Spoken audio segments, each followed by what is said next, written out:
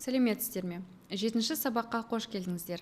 7-ші сабақтың тақырыбы отбасын жоспарлау дегеніміз не және жыныстық қарым-қатынастың нормалары мен принциптері. Отбасын жоспарлауға не кіреді? Біріншіден, бұл жыныстық қатынасқа дайын болу, жүктіліктен сақтану, жұптың дені сау болуы және балалы болуға дайын болу кіреді.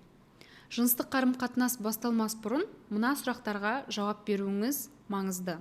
Бірінші, сіз болашақ сексуалды серіктесіңізбен қандай қарым-қатынастасыз? Бұл адаммен осы жағдайда, осы жерде сіз өзіңізді қауіпсіз сезінесіз бе? Бұл қарым-қатынас екі жақты келісім барысында басталғалы тұр ма? Сіз шын мәнінде осыны қалайсыз ба? Әлде сізге қысым жасалып жатыр ма? Серіктес жағыңыздан немесе қоғамнан? Сіз қорғалғансыз ба? Сіз серіктесіңіздің сізге ешқандай ЖЖБИ жұқтырмайтынына сенімдісіз бе?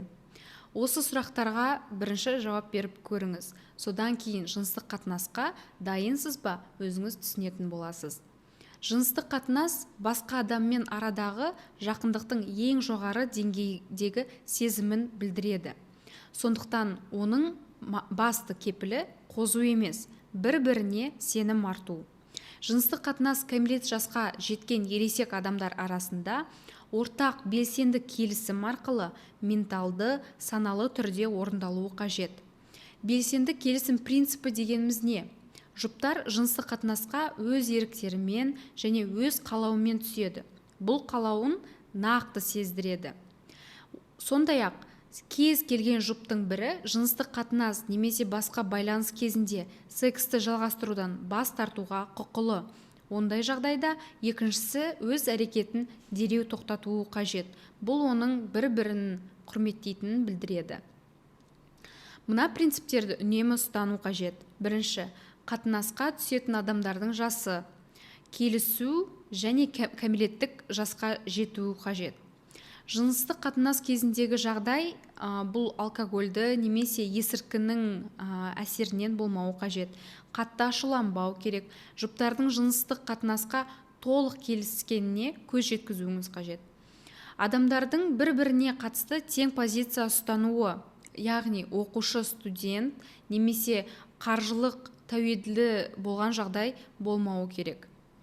Жоқ дегеніміз жоқ, немесе я дегеніміз я. Физикалық жақындық туралы шешімді жыныстық жұптың екеуі бірдей қабылдайды. Қатынасқа түспес бұрын қыздың келісімін алу қажет.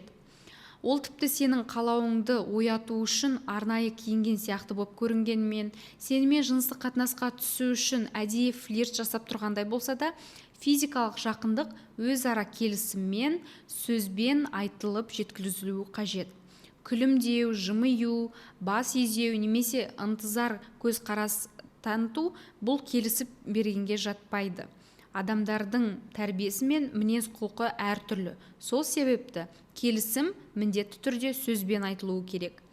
Қыз алдымен я деп жауап берсе, ал кейіннен жыныстық қатынас басталар кезде жоқ, тоқтат десе, сіз міндетті түрде тоқтатуыңыз керек. Бұл сіздің оны құрметтегеніңіздің белгісі. Сіз өзіңіздің серіктесіңіз қашан дайын болады, сол уақытқа дейін күткеніңіз дұрыс. Жігіттің қозып алғандықтан оргазм алуға көмектесуін қажет деп айтатын болса, бұл манипуляция. Өзіңнің қалауыңды аттап кетпе, өз шекараңды бұзба. Ішкі даусыңды тыңда. Шынымен де осы адаммен жыныстық қатынасқа түскің келе ме, соны ойлан. Жыныстық қатынасты қаламайтын болсаң, алаңдама, жыныстық қатынасты кейінге қалдыруға болады. Жыныстық қатынассыз өмір сүруге де болады. Және екеуің қашан дайын боласыңдар, сол уақытқа дейін шегеріп қоюға болады. Жыныстық қатынас нормаларына не жатады? Егер де менталды екі жақты дайын болған жағдайда, жыныстық қатынас орын алатын болса, ең бірінші жүктіліктен сақтану шараларын естен шығармау керек. Алғашқы жыныстық қатынасты мүшек қаппен жасаған дұрыс. Әр жыныстық қатынастың алдында және аяқталғаннан кейін жуынуды ұмытпа. Бұл қабыну процесінің алдын алады. Жыныстық қатынас кезінде енуден бұрын толық қозудың болғанына мән беру қажет. Бұл жыныс мүшелерінің жарақаттарының алдын алу шарасы. Сонымен қатар жыныстық қатынастың екі жақты сапалы болуын қамтамасыз етеді. Жыныстық қатынас кезінде қандай да бір қарсылық білдіру болса, бірден тоқтат. Бұл сенің серіктесіңді құрметтегенің және сенің денсаулығыңа ешқандай әсерін тигізбейді. Жыл сайынғы гинеколог пен урологқа қаралуды ұмытпаңыз.